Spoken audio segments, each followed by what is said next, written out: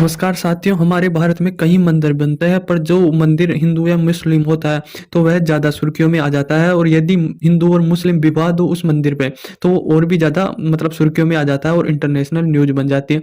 जैसे आप एग्जांपल ले लो राम मंदिर का इसी में मतलब हिंदू मुस्लिम का विवाद था, तो वह काफ़ी ज़्यादा इंटरनेशनल इसकी न्यूज़ बन गई, पर फाइनली वह प्राण प्रतिष्ठा हो गया। अब देखो ऐसे ही एक मंदिर की न्यूज़ आ रही है, जो मंदिर बना हुआ है और यह मंदिर भारत में नहीं बना है, यह इंटरनेशनल मतलब एक देश है यूएई, उसमें बना है। और यह इसीलिए भी चर्चा में है कि हिंदू मंदिर होकर एक मुस्लिम राष्ट्र में बना है और मुस्लिम राष्ट्र द्वारा ही इसे बनाया गया है। तो जो यूएई है उसमें हमारे हिंदू मंदिर बना है और उसमें हमारे सभी हिंदू देवी देवताओं की मूर्ति रखी जाएगी। अब देखो ये इसलिए न्यूज़ में आ रहा है कि एक हिंदू मंदिर और मुस्लिमों के मतलब ऐसे तना खींचातान चलती रहती है। तो यह मतलब ये मंदिर बना है ना, ये एक मुस्लिम राष्ट्र है यूएई, आप सब जानते हो। तो उसमें मुस्लिम राष्ट्र में एक हिंदू मंदिर बनना एक मतलब बहुत बड़ी न्यूज़ बन जाती है और उस मंदिर में सभी हिंदू देवी देवताओं को मतलब लोकार्पण या प्राण प्रतिष्ठा करना ये बहुत बड़ी न्यूज़ बन जाती है। तो यह मतलब मंदिर 2019 में ही बनना स्टार्ट हो गया था, पर कोविड आने की वजह से इसका काम रुक गया और अब ये 2024 में बनकर तैयार हो गया। इसको बनते हुए 4-5 साल लगातार हो गए हैं। और जो इसका जो पत्थर गया है या कारीगर गए हैं वह मकराना से गए हैं। मतलब राजस्थान में एक मकराना करके शहर है, वहाँ से एक संगमरमर के पत्थर गए हैं और जो कारीगर है वह भी राजस्थान से ही गए हैं। मतलब एक वो लोग आता है ना, गीत आता है राजस्थान का कि मकराना का मंदिर चुना है, बैठ रेल में जाऊं रे। तो उसी प्रकार से ये कहीं ना कहीं मकराना का मंदिर यूएई में है। और आप रेल से तो जा नहीं सकते, तो आप प्लेन से जा सकते हो। जैसे मतलब मोदी जी भी जाएंगे इसका मतलब प्राण प्रतिष्ठा में शामिल होने के लिए, प्राण प्रतिष्ठा मोदी जी ही करेंगे। तो ये मंदिर कहीं ना कहीं एक हिंदू और मुस्लिम को भाईचारे की ओर वो दिखाता है कि भाईचारा किस प्रकार से है। एक मुस्लिम राष्ट्र होते हुए भी हिंदुओं को कितनी आदर दिया जाता है और कितना सम्मान दिया जाता है। तो एक हिंदू मुस्लिम का भाईचारा और धर्म के जो लड़ते हैं ना, तो उनको सीधा सीधा है कि धर्म को एकता का संदेश दिया है ये सीधा सीधा यूएई का। और देखो मोदी जी और जो यहाँ के राष्ट्रपति है ना यूएई के, वो काफी अच्छे दोस्त हैं। यहाँ का राष्ट्रपति है मोहम्मद बिन जायद अल।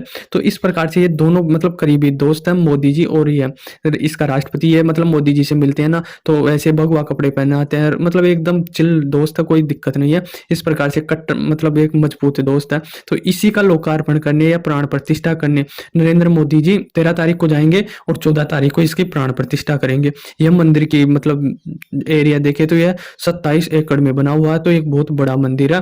और जो 25,000 तरीके के पत्थर इसमें शामिल किए गए हैं कि 25,000 जो टुकड़े हैं ना, मतलब चाबियों से बनाया गया है, उसको काम नहीं लिया गया। जैसे राम मंदिर बना हो ना राजस्थान के पत्थरों से, उसी प्रकार से मंदिर बनाया गया था। और इसको मतलब जो राजस्थान से मकराना से ये पत्थर ले जाए गए थे, वो 700 कंटेनर में जहाज के द्वारा यहाँ पर ले जाया गया। और जो मकराना गाँव है वहाँ का ही कारीगर गए थे इसको बनाने के लिए। और मकराना पत्थर का एक खासियत बात यह भी है, इसको यूज इसीलिए लिया गया कि जो ये यूएई है वहाँ में मतलब तापमान बहुत ज़्यादा होता है, तो यह मतलब सोख लेता है ये पत्थर तापमान को। तो यहाँ पर यूएई में 50-50 डिग्री तक तापमान चल जाता है, तो यह कहीं ना कहीं ऑब्जर्व कर लेता है तापमान को। तो ये एक कारण ये भी है कि मकराना के पत्थर को यूज लेने के लिए कि यह जो गर्मियों में ज्यादा गर्म ना हो। तो इस प्रकार से अब देखो प्रत्येक शिला मतलब चोटी है ना, शिखर है मंदिर की, उस पर मतलब हमारे भारत की संस्कृति की कहानियां लिखी गई है। जैसे महाभारत की कहानियां लिखी गई, रामायण की, गीता की, शिव पुराण की, विष्णु पुराण की, ऐसे हर शिखर पर कहानियां लिखी गई है। मतलब पूरी तरीके से भारत को समर्पित किया गया है, भारत की संस्कृति को समर्पित किया गया है ये मंदिर। अब देखो यूएई मतलब आप एक वो होते हैं ना, मतलब राम मंदिर बना तो मुस्लिम और हिंदू हो गए और यहाँ पाकिस्तान से कुछ अलग ही रिएक्शन आ रहे हैं, वैसा नहीं है। यहाँ पर बिल्कुल साफ साफ संदेश यही दिया गया है कि हमें हिंदू हो चाहे मुस्लिम हो, दोनों में साथ मिलकर रहना है और एक मतलब धर्म के खिलाफ लड़ना नहीं है, हमें साथ लेकर चलना है। अब देखो मैं आपको बता दूं ना, पाकिस्तान जैसे मुस्लिम है ना वो बेकार है, उनकी बातों पर ध्यान मत दिया करो।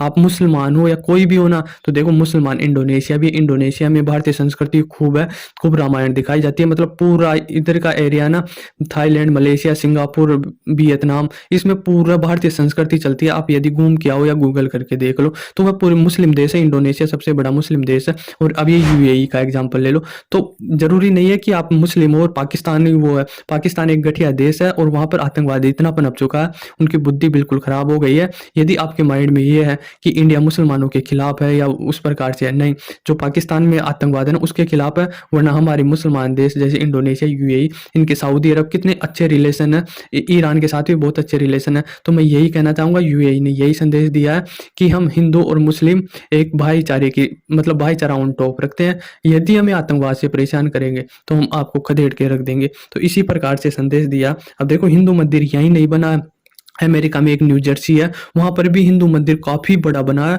काफ़ी भव्य मंदिर बना हुआ है। तो वहाँ भी बना हुआ है हिंदुओं की, क्योंकि जनसंख्या हमारी बहुत ज़्यादा है और हमारी जो जनसंख्या जो काम करते हैं, लोग रहते हैं वहाँ पर, तो उनकी आस्थाओं को देखते हुए वहाँ की सरकार वहाँ पर मंदिर का निर्माण करती है।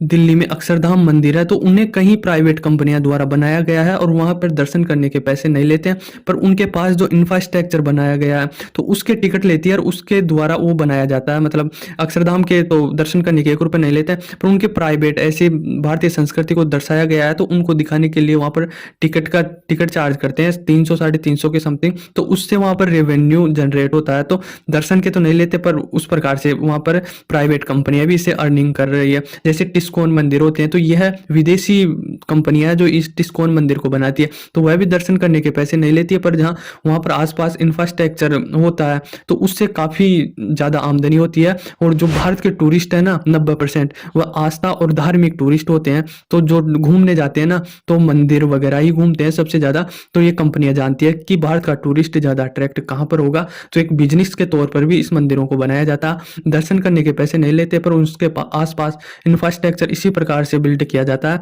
ताकि लोग जाए वहाँ पर खरीदारी करें और वहाँ के मतलब जीडीपी में योगदान हो। तो इस प्रकार से बिजनेस माइंड से भी इस प्रकार से भारतीय मंदिरों को और भारत के लोगों को लुभाने के लिए कई देशों में इस प्रकार के मंदिर बनाए जाते हैं।